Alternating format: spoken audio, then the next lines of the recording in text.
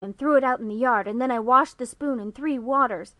Marilla was out milking, and I fully intended to ask her when she came in if I could give the sauce to the pigs. But when she did come in, I was imagining that I was a frost fairy going through the woods, turning the trees red and yellow, whichever they wanted to be. So I never thought about the pudding sauce again, and Marilla sent me out to pick apples. Well, Mr. and Mrs. Chester Ross from Spencerville came that morning. You know, they are very stylish people, especially Miss Chester Ross. When Marilla called me into dinner, all was ready and everybody was at table.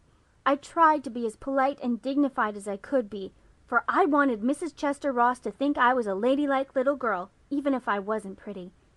Everything went right until I saw Marilla coming with the plum pudding in one hand and the pitcher of pudding sauce warmed up in the other. Diana, that was a terrible moment. I remembered everything, and I just stood up in my place and shrieked out, "Marilla, you mustn't use that pudding sauce. There was a mouse drowned in it. I forgot to tell you before." Oh, Diana, I shall never forget that awful moment if I live to be 100.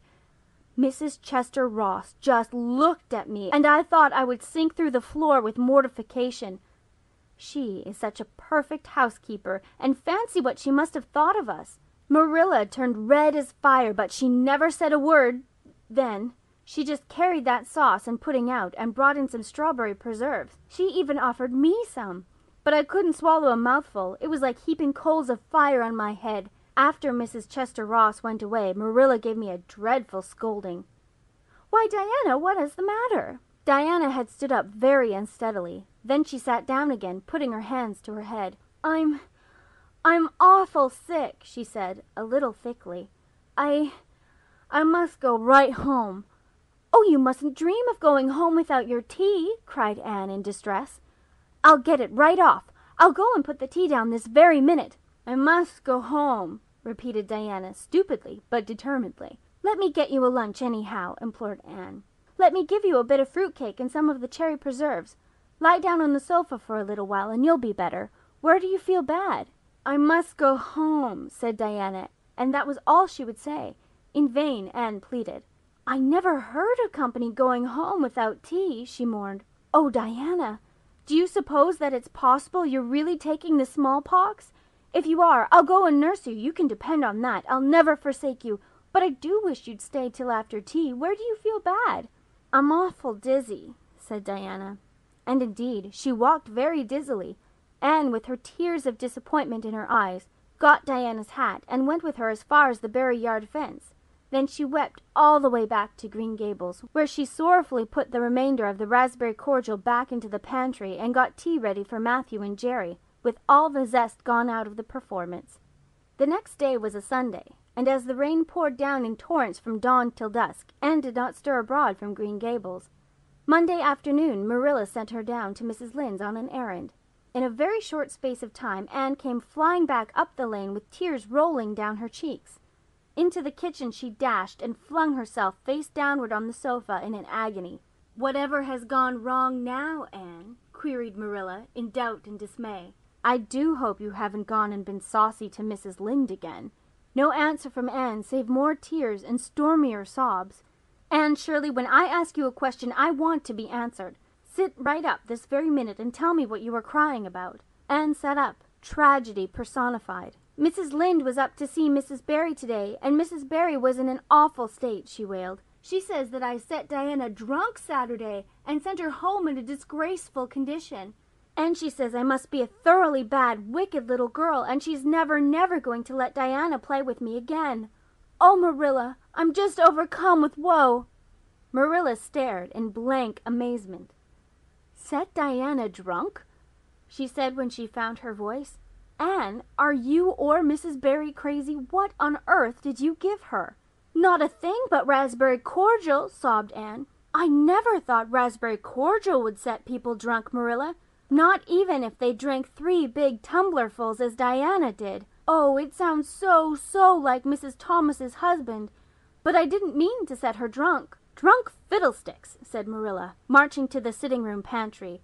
There on the shelf was a bottle which she had once recognized as containing some of her 3-year-old homemade currant wine for which she was celebrated in Avonlea. Although certain of the stricter sort, Mrs. Barry among them, disapproved strongly of it.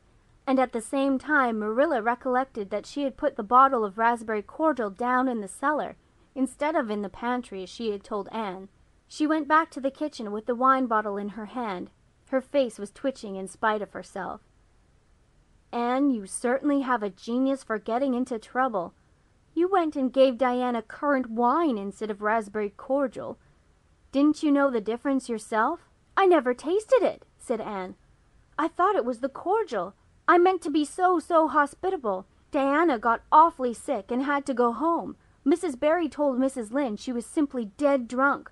She just laughed silly-like when her mother asked her what was the matter and went to sleep, and slept for hours.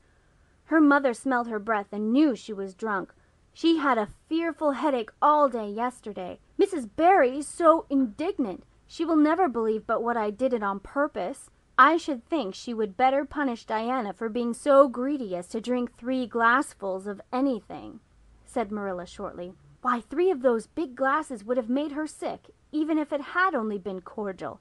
Well, this story will be a nice handle for those folks who are so down on me for making currant wine, although I haven't made any for 3 years, ever since I found out that the minister didn't approve.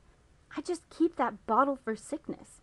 There, child, don't cry. I can't see as you were to blame, although I am sorry it happened so." "I must cry," said Anne. "My heart is broken. The stars in their courses fight against me, Marilla.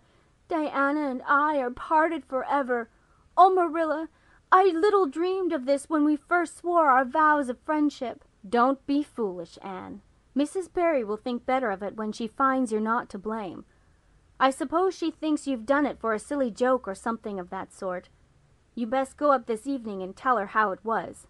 "My courage fails me at the thought of facing Diana's injured mother," sighed Anne. "I wish you'd go, Marilla. You're so much more dignified than I am. Likely she'd listen to you quicker than to me." "Well, I will," said Marilla, reflecting that it would probably be the wiser course. "Don't cry any more, Anne. It will be all right." Marilla had changed her mind about it being all right by the time she got back from Orchard Slope. Anne was watching for her coming and flew to the porch door to meet her. "Oh, Marilla, I know by your face that it's been no use," she said sorrowfully. "Mrs. Barry won't forgive me?" "Mrs. Barry, indeed," snapped Marilla. "Of all the unreasonable women I ever saw, she's the worst.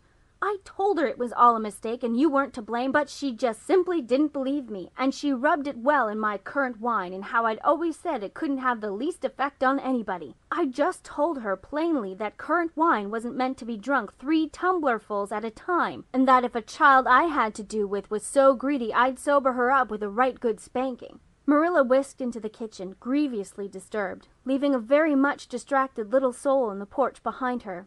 Presently Anne stepped out bareheaded into the chill autumn dusk.